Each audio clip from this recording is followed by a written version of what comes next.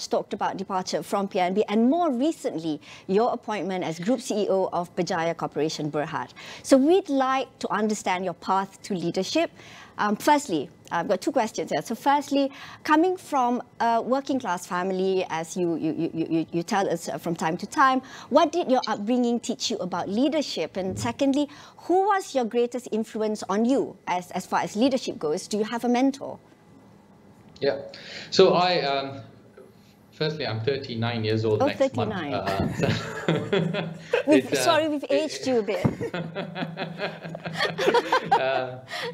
So I guess I grew up from a very middle class family. My father was a civil servant. He worked for the immigration department for 35 years. You know, he started there and retired there.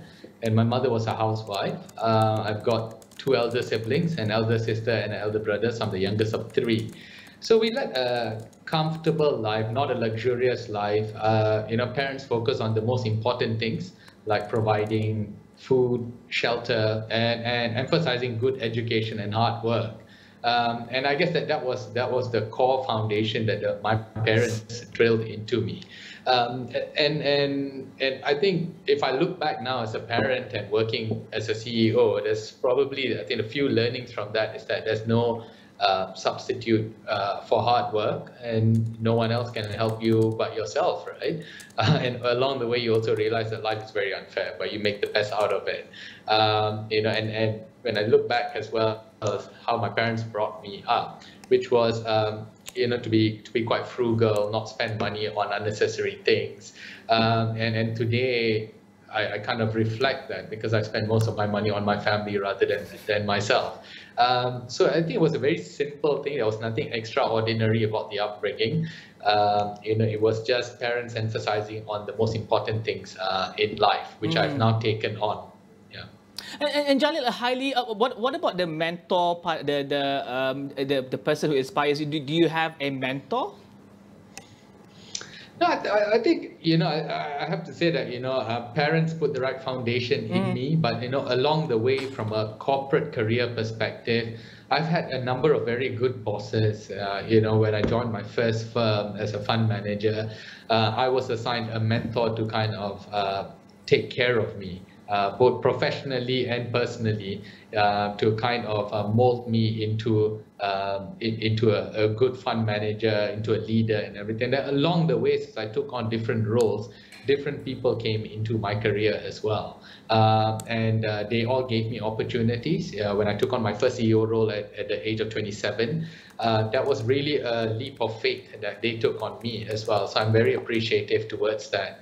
Along the way, every role that I took on when I moved to Singapore, when I came back to Malaysia for PNB, and now at Berjaya, everyone has taken a leap of faith on me.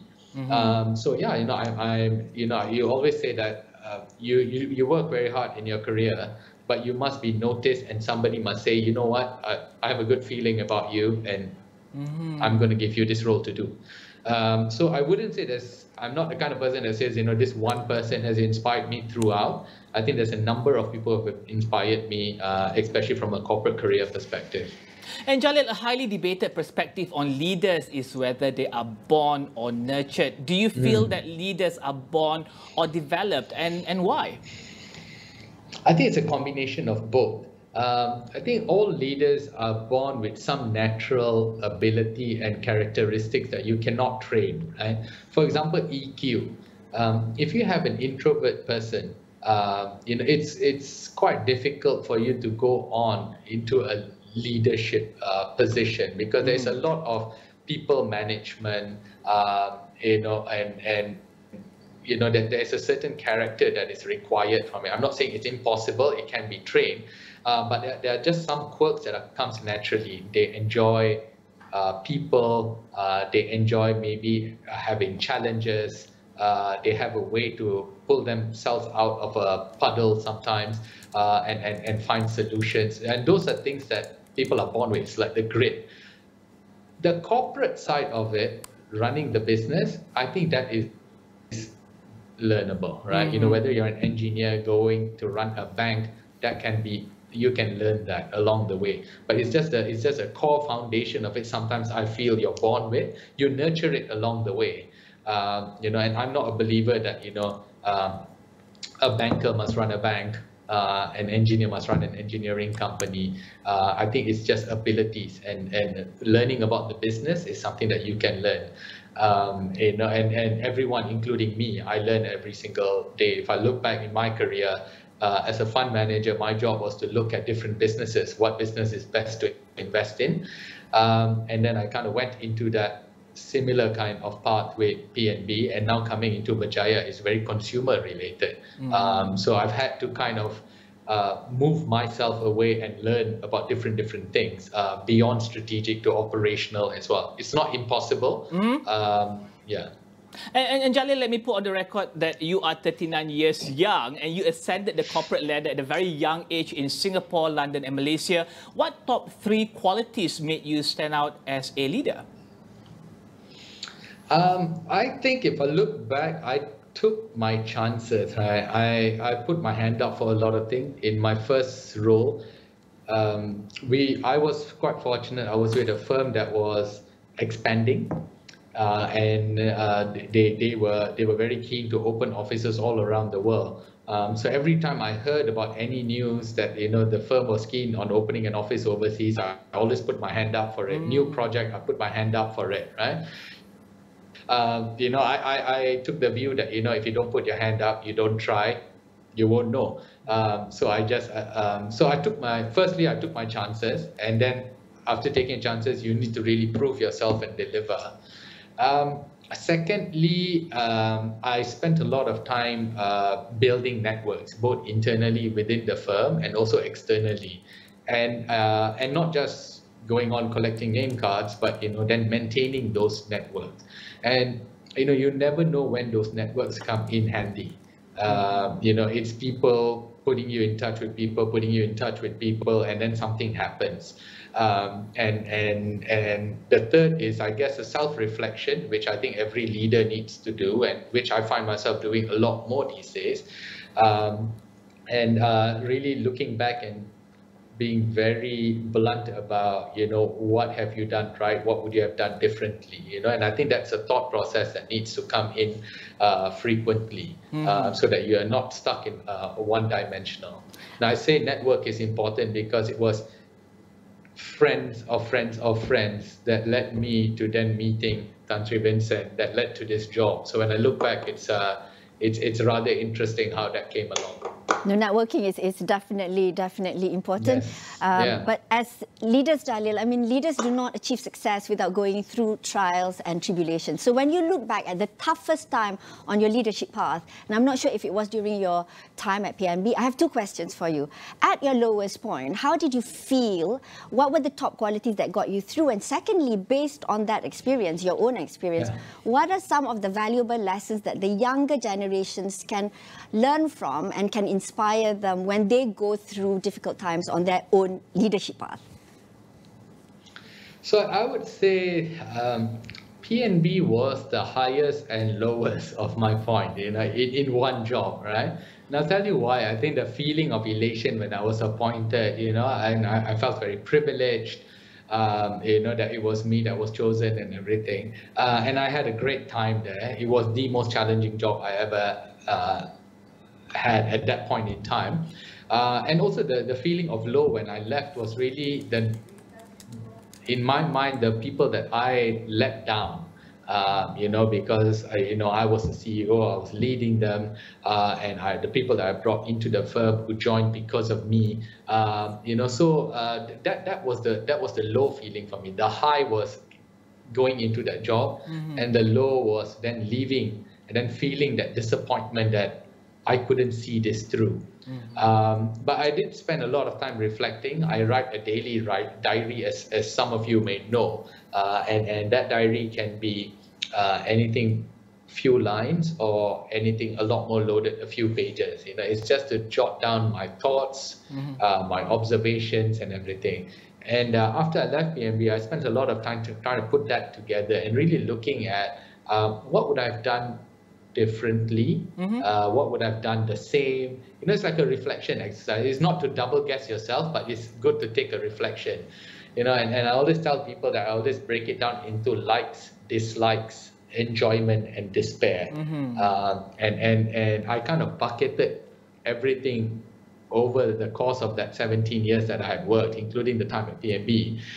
And that formed the basis to really see what have I really enjoyed being a leader, right? And it's not everything that I enjoy. There's some things I don't.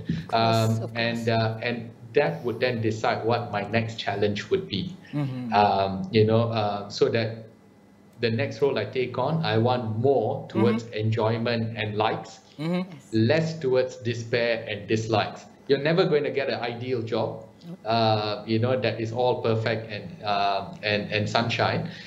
But it's good to know really what you enjoy and what you don't enjoy. And I think that experience, you know, was quite good to kind of discover that. I kept myself. How did I get out of it? I guess I kept myself very busy immediately, you know, a few days after that. You know, I was like, okay, yeah, it's a disappointment, but, you know, we got to move on. And that was in the middle of the COVID pandemic. You know, that was, I think, just towards the end of the first MCO. But I kept myself busy doing advisory work and just keeping a routine as if I was working full time. Jalil? And that... Yes. Sorry, we just need to go on a short break. But when we get back, we will go on to discuss a bit more and as well as to go into leadership in corporate Malaysia. Okay, thank you.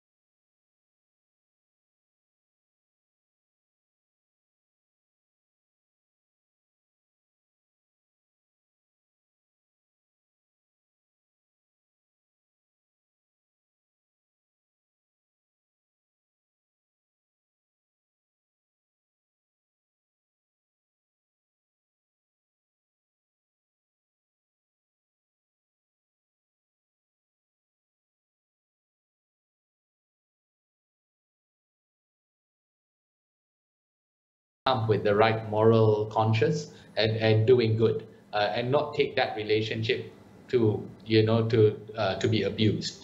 So I think that is the ideal balance. And I said, you know, to expect a clear separation is not going to happen, because if you look at businesses around the world, where there's the biggest disruption are the tech industry. And then the tech industry always operate in an area which is not regulated, where it's vague, rules are vague. But when they get larger, they will be regulated. So there is then a need to kind of then have that balance between private and public as well. When they were initially, they didn't need to worry about that. So at every stage of a company's development or a sector maturing, there will be some form of regulations that will be there. So yeah, there is a need to balance that relationship. But I always say, I think the key here is having the right moral conscience, and knowing when to do good and when to walk away. So talking about balance, I think balancing wealth distribution and meritocracy is arguably important for growth, social harmony and the international competitiveness of Malaysia. What sort of leadership do you think we need to strike the right balance, and what are our strengths and gaps as far as corporate leaders in Malaysia goes? I think we need honest leadership, right? I think when you look at wealth distribution and meritocracy, it is not just something that falls squarely on policymakers, but corporates can do a part. Yes. By paying people more, and addressing that wealth inequality, meritocracy as well, how you move people up the ladder. That is something that the corporates can take a lead role in, right? So I think everybody does play a role in that. I think admittedly, Malaysia as a country, we are behind when it comes to the wealth distribution. And this is something that we see a bit more in all emerging market countries. Lately, even after COVID, that gap has been much more exposed than usual. I think the strength that we have as a country, and which I say as a country because it then translates back into corporates, is that we're a very adaptable country. We're multi-racial, all are English speaking. Mm-hmm. So we actually tick a lot of the boxes in everything that we can do to be a very, very competitive economy. And once you're a competitive economy, you get very competitive corporates. And that then leads to a much more diverse workforce, right? It comes off all together, because if you study history about how successful companies are, say let's take the US, the tech companies, there's a reason why they thrive in that environment, because they've been given that freedom, the regulation, the policies and everything. And that kind of leads to corporate leaders then moving up in the right structure. I think in terms that's the strength. In terms of the gaps is that I think we need to really find a sweet spot what we're good in, right? And I take perhaps Berjaya as a good example, right? In the past we tried to be everything and anything, but since I came in and did a strategic review, and I said, look, we're going to focus on this, because I think we need to focus on what we're good at and get that very, very right, rather than trying to just be pedestrian in everything that we do. So I think like everything, the best solution is somewhere in the middle, that we shouldn't be aspiring to be something that we're not. And Jalil, we'll talk more about Berjaya's strategic plans a bit later, but you mentioned diversity. How important and prevalent is inclusivity and diversity in leadership in corporate Malaysia? It is important. It is not prevalent. It's getting better, obviously. I think, so over the last few years, when I speak to most of the company boards and senior management,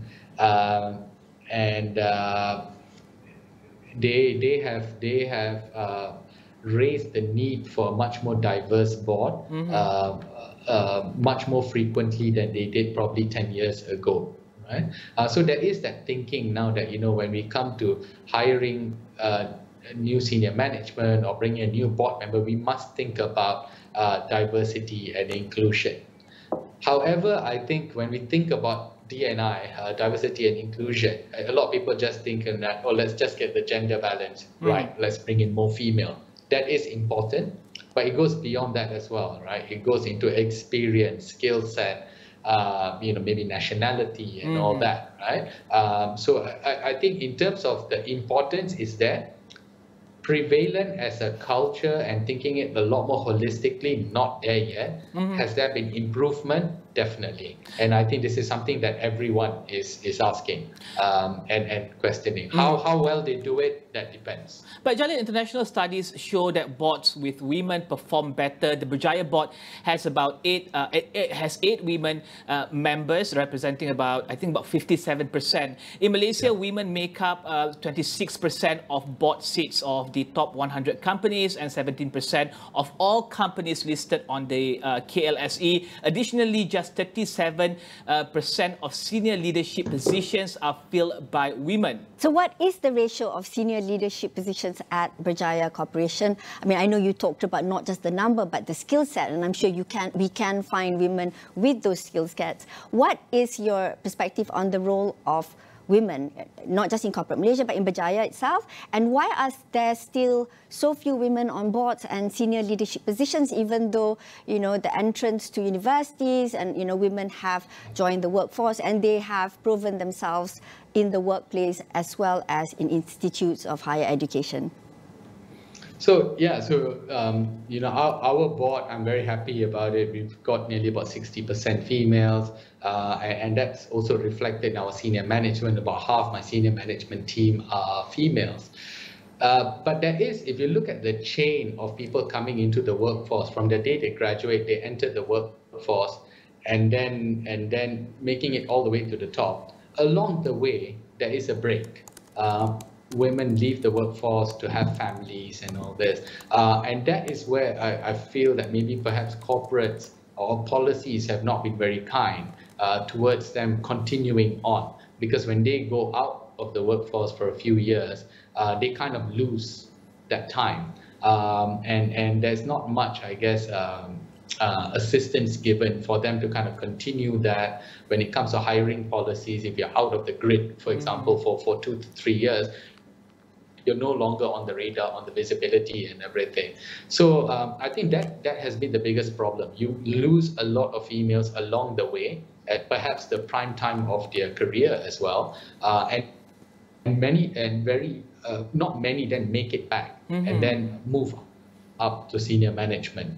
But that should not be an excuse for not having a large number of females on the board. The other one is also perhaps the biasness when it comes to selection of candidates and board members. You know, board members today, the way they are selected, there's still a lot of whom do I know, friends of friends and everything. Not a bad thing, because there needs to be a nice culture and understanding within the board, but there needs to be also a bit of a science towards how we pick people on the board. Perhaps that is not as robust as it should be. But I think the biggest problem is that you have a lot of females leaving the workforce and not being able to get in. A lot of this needs to be addressed by way of how we hire and rehire people into the workforce. I think facilitating the return of women who choose to leave the workforce for their families is a very, very good point. Now, yes. So moving to the next part, Rizal, the millennial to my Gen X, so we like to balance it out here too, is passionate about the role of young leaders in business, politics and the public sector, as well as non-profit, non-governmental organizations. I'm sure he has a host of questions for you, Jalil, on this subject. Jalil, young leaders have taken the world by storm. What do leaders like you bring to corporate Malaysia? Are you a rare breed, or do you see the emergence of such young leaders? I think that I was given a good opportunity to become a leader at a very young age, and we've seen that with people who have been given opportunities, they have done very well, whether be it in policy making or be it in corporate. So I think it's just about getting that opportunity at the right time. But I think it's also about bringing different perspective. It's a different generation as well. I have 2 girls, and I always try to explain to them that when I grew up, it wasn't so backdated, but we didn't have smartphones, right? We had house phones, and then I couldn't binge watch a series. We had to wait for our programming and everything. But that was such a difficult concept for them to understand, right? They said, why? Why would you even do that? But then you realize that when they go onto the workforce, their perspective is completely going to be different. They grew up in a different generation. And I'm seeing that. I'm 39. I had a nice bridge, I guess, between non-tech and now a world that is dominated by tech. But you've got 20-year-olds early 20s coming into the workforce today, completely tech generation, and then the next generation is going to be even another level. So there is a need to, I guess, constantly refresh that with people in leadership who understand that. Like for example, when we spoke about flexible working arrangements way before COVID, people will be like, oh, you don't need to do all this. But today, because of COVID, it has accelerated a lot of things. And I think some firms that have done very well is people who have shown empathy and understanding towards that, not just the flexibility, but, childcare, having, and not being so obsessed with people coming in at a certain time and checking out at a certain time, right? And I think that's also a reflection of leadership and how they behave, right? If you're much more involved as a parent, you probably appreciate that, in terms of people needing to spend a bit more time with their family, that nice balance and everything. So, beyond young or old, I think it's just people bringing different perspective, growing up in a different era, using different tools, kind of challenging certain things about why are we doing this A, B, C, D when we can just maybe go A to D immediately and skip B and C. And it's much more faster, right? And that's something I get all the time, and I get challenged all the time as well. And I think that's what makes this whole thing a lot more interesting, and also makes it very challenging for leaders right now, because they now have to manage a generation of employees who are of a different age group. You've got people who are more than 50, you've got between 40 and 50, then you've got below 40, all coming with different mindsets. And different expectations of what the workforce is.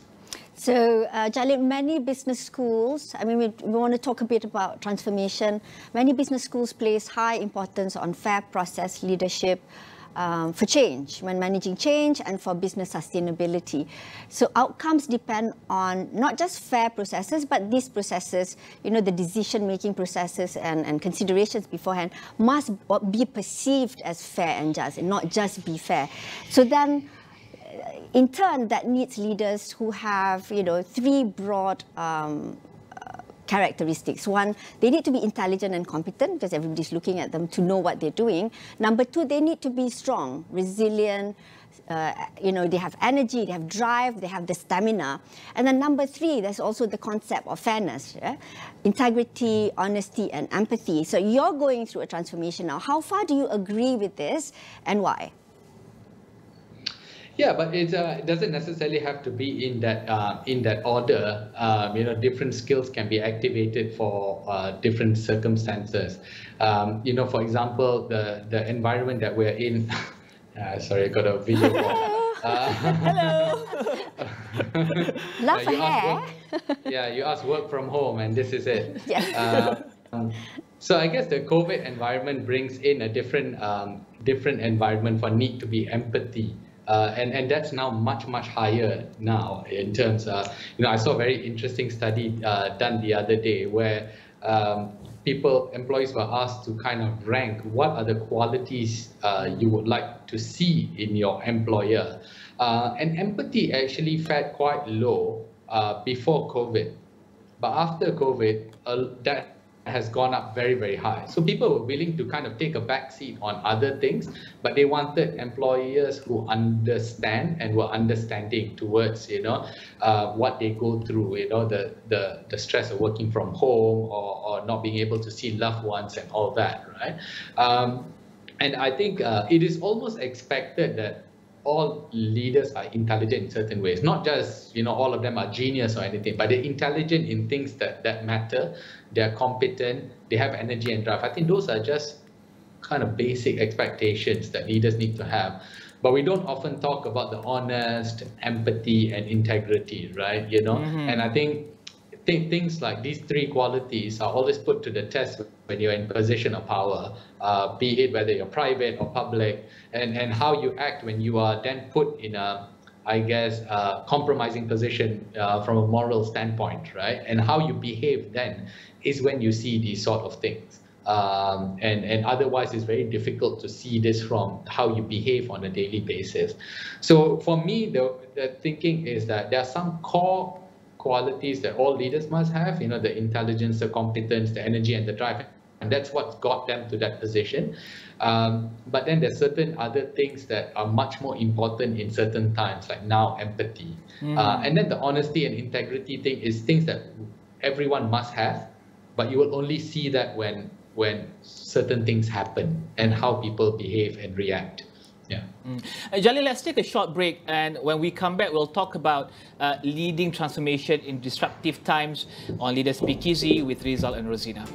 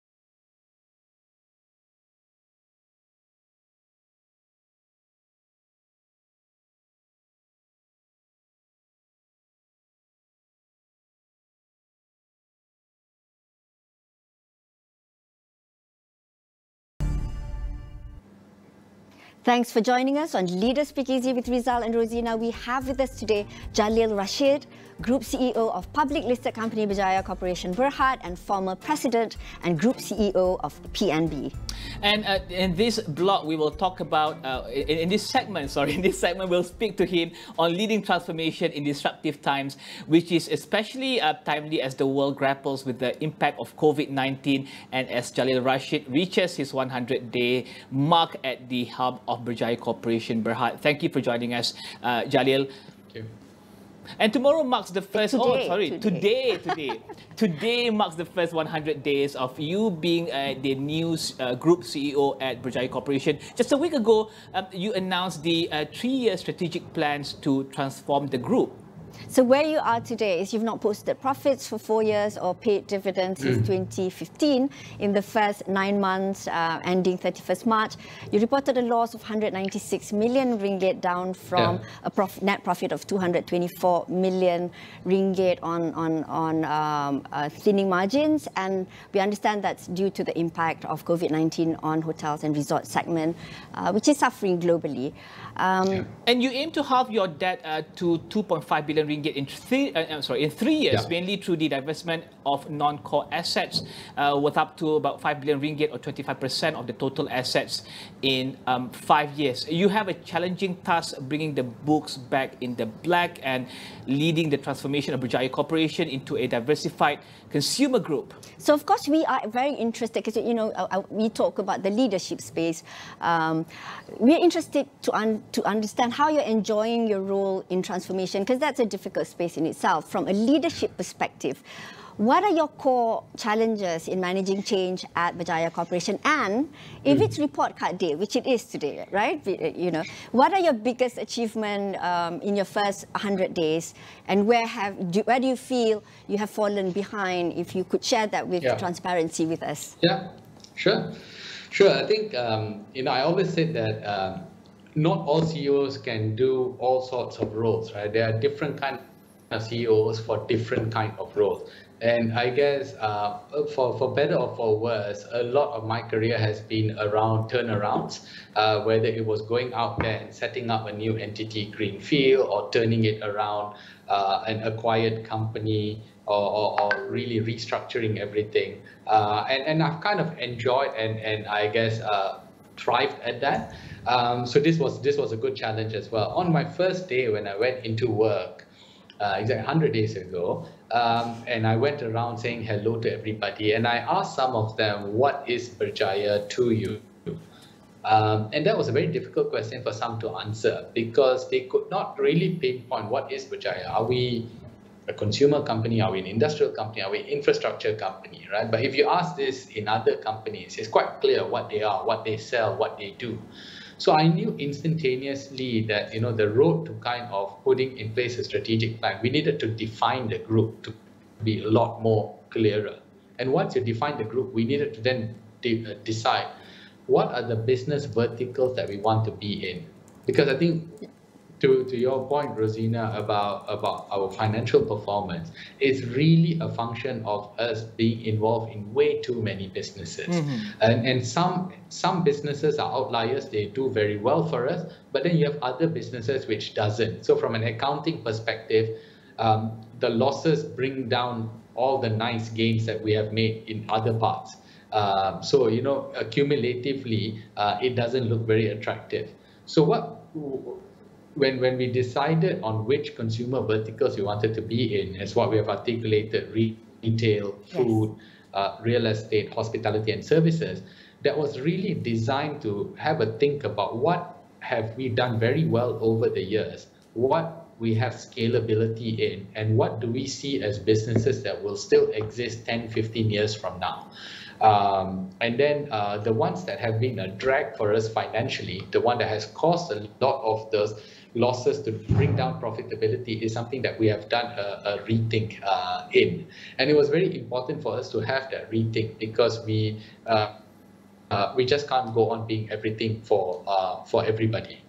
So when we came up with the plan, it was to define the group as a consumer group, and that is what I would like our existing businesses and any other future businesses to be along that space. So very clear, if we're looking at something we want to acquire, it has to have a consumer angle towards it. Otherwise, we're not going to look at it.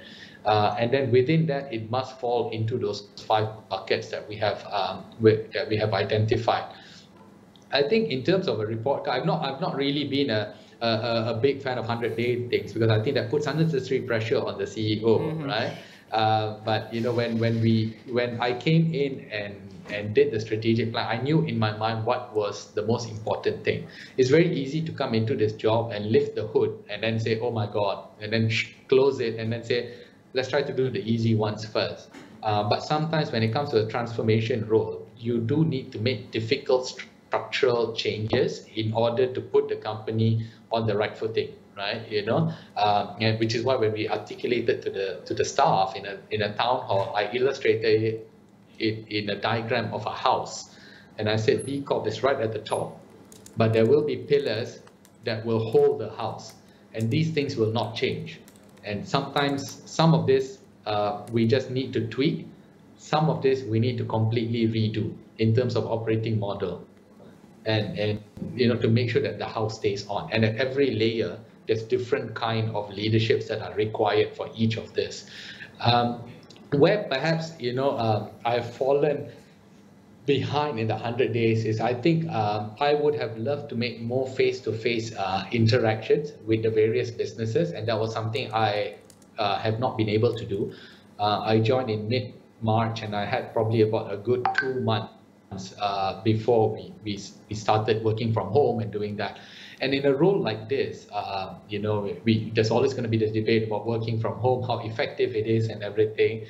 Some things I can do online, but in my job, especially when it comes to being a new face as Group CEO, there is a need to have that face-to-face interaction with a lot of people to kind of maybe put that into context. And that's something perhaps I have maybe fallen behind in terms, but hopefully that has been addressed with a lot of the communication that we have done. 100 days is perhaps a bit too early for me to say where the failures are. Our financial year end is June. So in another 2 weeks, our financial year will come to a close, which is why I was keen to have this strategic framework out before that. So say that on our first financial year day, which is 1st of July, there will be this new change. There will be this new structure. So when we talk about the structure, you talked earlier about having to rationalize, going back to basics and looking at what do you do with the loss-making businesses and where you want to be. So a lot has been said about how you are taking Berjaya Corporation and striving to turn it into a diversified consumer group. And I would imagine that customer centricity and future-proofing your businesses for sustainability would seem to be a priority. So as a leader, how do you plan to use your existing strengths? Because I'm sure you have a lot of strengths within the group. And how do you close up the gaps that, as a newcomer, you can see the gaps probably more clearly than somebody who perhaps has been in the system for a while. And how do you use that? How do you use your strengths, close the gaps to win customers and create value in a sustainable manner? Okay, so one is institutionalizing the business, right? As we, the consumer business means that you are providing goods and services to a lot of people, right? And that requires you to also have a business which understands how consumers behave and everything. But one of the biggest disruptions in business is when your staff leaves. And the measure of a good company is that you can still run very operationally sound even if your people leave. Because you have institutionalized it, you have systems, processes, and everything. That's perhaps something that we need to do better on. And I've said this publicly as well, that institutionalization is very key. People come and go, but systems need to stay. And even if I'm taken out of the picture, the business must still be able to function and run because we've put in place processes. That's the brief I've given to everybody. That is what structurally we should be designed. And then the other thing is that we also must learn from mistakes in the consumer business. Along the way, for sure, you're going to make bad calls, right? Whether it's product, whether it's launches and everything. But I think the key is to learn from mistakes and share that knowledge with others as well.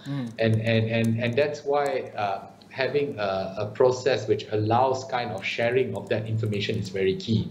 If you look at the Berjaya Group today, the various individual brands that we have brands that touch every customer segment, every income level, and every state, from people who are spending 5-6 ringgit in a shop, right? People spending thousands of ringgit, right? So the key is how do we kind of bind all this together and kind of create a consumer group, right? That we're able to then say, I'm able to sell 5, 6, 7 Berjaya products to a consumer, right? Someone who drinks a Starbucks goes to our hotel, do this, do that. Okay. How am I able to see all that, right? And I think that is the customer centricity that I would like to do, right? And not just have these brands operate in silo, but us at the top being able to bring it all together. It's not going to be easy. The data lies in all these individual brands. The key is then bringing it all together. And Jalil, being new to the group, how do you see the corporate culture, and specifically, how do you get your leadership team and employees to understand and support this change of leadership and the strategic plans towards the transformation of the group? Communication is key, right? And since I came in over the last 3 months, I've been communicating a lot with. I write a monthly newsletter to the staff, which is written by myself. I pen it myself, writing about my thoughts on what has happened over the last 1 month and what you can expect over the coming days, and reiterating basic core messages in. And I think it's very important to have everyone on that same journey, right? And I always say my job as a CEO is really I am stirring the ship in a way, so I identify the direction we want to go and make sure that everyone is on board and sailing there.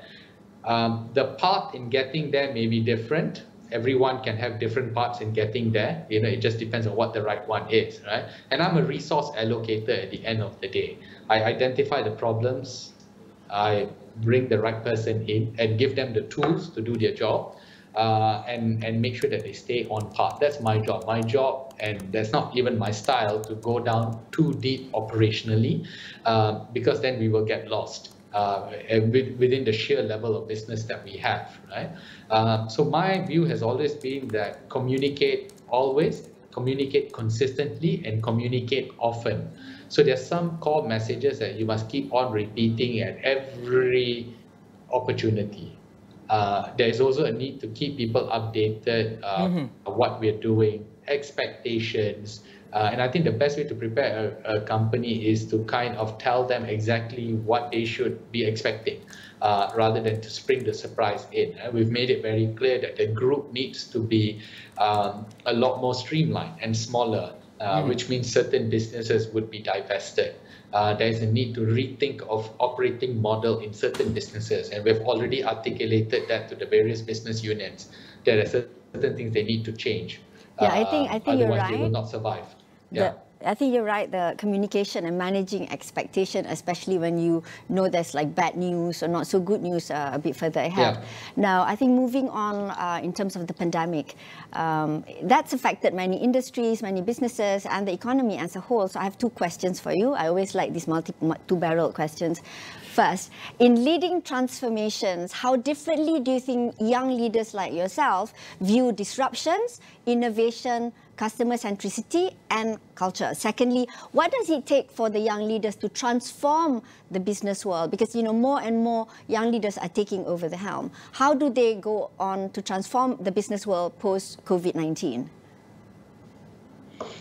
Yeah, I always say that, you know, we should not only be focused on young leaders in the business world. I think we should also be having more leaders in policy-making roles, because it goes hand in hand, right? You cannot make a shift in the corporate world without maybe having certain changes in policies as well, right? And all businesses rely on that. So that is quite important for us to kind of also look at that in that context. I think it's very important for young people to kind of put your hand up and offer their advice and their thoughts, because I think in a lot of the things that we are seeing happening today, a lot of the younger people are much more equipped to handle it, in terms of moving, in terms of thinking around what customers like, for example. A lot of our innovation in our food business is coming from a lot of our younger employees, who say, no, we should be doing it this way, we should be changing our format, doing this, doing that, and everything. Right? So they may not necessarily be in very senior leadership roles, but they are already making impact. Because they are users themselves, they're customers themselves, and they are the ones that are driving us to kind of lead a lot of these changes. So I always say that we don't need to only focus at the C level. Okay. There are a lot of changes that can be done even when people are running operations. And Jalil, we'll be going to a commercial break, and when we come back, we'll go to the final segment, starting with the popular and fun quick-fire question. How timely. Let's take a short break.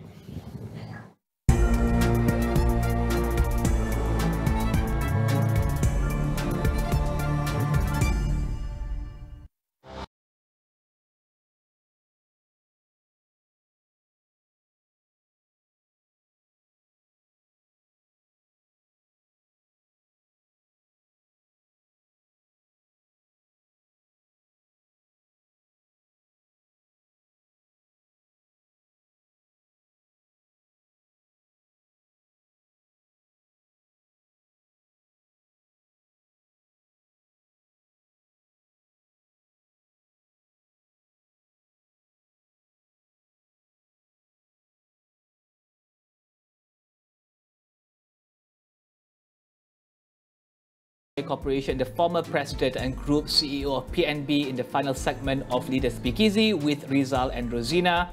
So Jalil, we're going to have a bit more fun now with the popular chillax segment. Maybe you can call your daughter back. So it's called the quick fire questions. For each question, you have up to maximum 20 seconds to respond. Are you set? Yes, let's go. Okay. I don't know how it's going to work, but let's give it a try. It's a bit like a game show, just have fun. So if you could have a long dinner with any leader in the world, who would it be, why, and where? Oh, okay. Great question. Living or? It can be anything. Like mine would be Steve Jobs. Yeah. Oh God.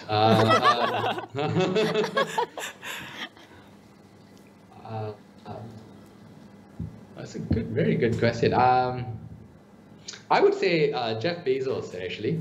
I'm very keen. I'm very keen to sit down with him and understand what, the struggles that he had to go through building the business, how he built that platform to what it is today, and all that. Yeah. Okay. I like the logistics and distribution business. I don't know why I find it really fascinating. Where would the dinner be? It would probably be in New York. Why New York?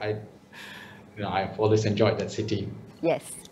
Okay, and then the next question is, if you could build your own fantasy football team. Sorry, I know nothing about football. Which is 5 or 6 I like Liverpool players would you? Which 5 or 6 players would you sign up?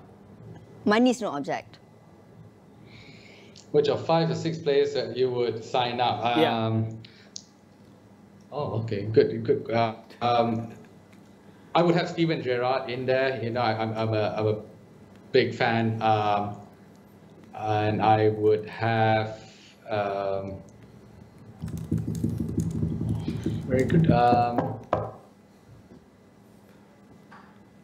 Not so easy to answer, right? It's not so easy to answer. I know, but it's like okay. Instead of top 5, we give you top 3, like three. Okay, so I would have Gerrard. I would have oh goodness. I would have Fabio Cannavaro at the back. I always thought he was a great defender. And up front, I would have Luis Suarez. Yeah. Cool. Okay, so now to the next question. We understand that your daughter, I don't know whether it's the one we saw just now, likes Blackpink. Now, what is your musical genre and artist of choice? Yeah, so she made me watch the Blackpink show on Netflix. So I realized that that's probably not my genre. But I like bands. I like Coldplay. I do somehow like British bands a lot. I love the Beatles, and not so much into hip hop or that sort of thing. Okay. But I can listen to any Coldplay, Beatles for long. Yeah. Excellent. So, it's often said that it's lonely at the top. Jalil, do you agree with that perspective, that statement, yes, and why? It is.